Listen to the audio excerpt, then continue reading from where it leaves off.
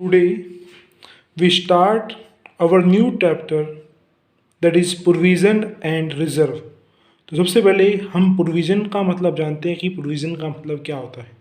मैं आपको क्लियर कर दूं, प्रोविज़न को हम हिंदी में आयोजन कहते हैं। क्या कहते हैं हिंदी में? आयोजन। अब प्रोविज़न होता क्या है?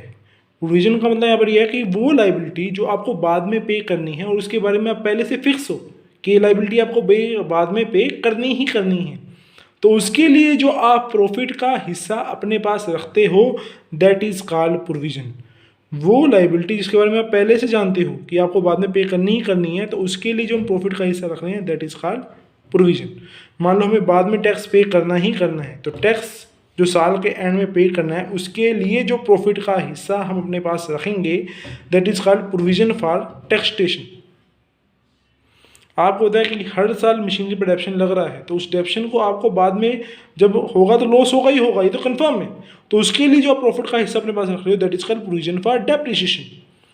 आपको होता है कि इन देनदार से पैसा नहीं आना, तो ये डूबने की संभावना है, तो उसके लिए जो प्रॉफिट का हिस्सा रख रहे हो that is called provision for bad and doubtful debts. डेब्ट मतलब डेप्टर्स, देनदार, उनसे पैसा आने की संभावना नहीं है, तो उसके लिए जो प्रॉफिट का हिस्सा रख रहे हो वो क्या है? Provision for bad and doubtful debts. तो नाम से क्लियर है कि provision word is used only for the non liability, वो लाइबिलिटी जिसके बारे में आप पहले से सुनिश्चित हो।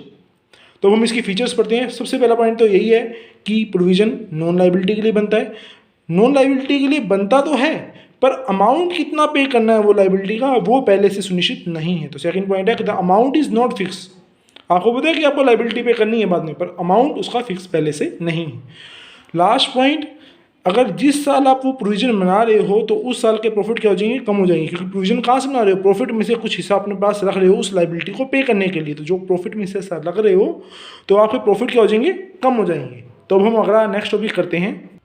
हमारा अगला टॉपिक है इम्पोर्टेंस ऑफ प्रोविजन या ऑब्जेक्टिव ऑफ प्रोविजन। जो हम प्रोविजन बना रहे हैं क्यों इंपॉर्टेंट है?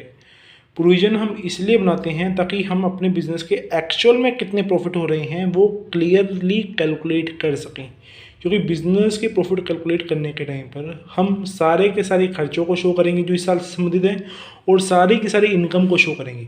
अब यहाँ पे पॉइंट आता है कि जो पैसा डूब गया है तो हमारे लिए लॉस है, क्योंकि हम जिन व्यक्तियों से पैसा मिले ना उसमें से हमें कुछ अनुमानित है कि पैसा डूबने की संभावना है। तो उस लॉस को अगर हम नहीं दिखाएंगे तो हमें एग्जैक्ट बिजनेस के नेट प्रॉफिट का पता नहीं लगेगा। तो इसीलिए जो भी हमने प्रोविजन बनाया है डूबने वाले पैसों का तो उसको भी हम प्रॉफिट एंड लॉस अकाउंट में शो करेंगे।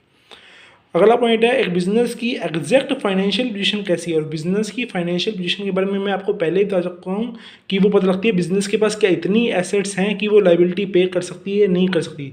तो ये जो लाइबिलिटी हम प्रोविजन से रिलेटेड बना रहे हैं इन लाइबिलिटीज़ को भी हम बैलेंस शीट में लाइबिलिटी साइड पर शो करेंगे ताकि एग्जैक्ट फाइनेंशियल पोजीशन का पता लगा सकें।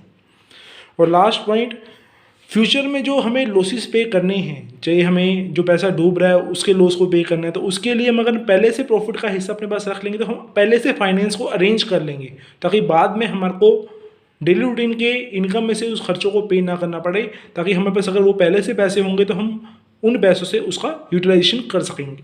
तो ये हमारी इम्पोर्टेंस थी प्रोविजन की। उसके बाद हमारा अगला टॉपिक हम कल करेंगे।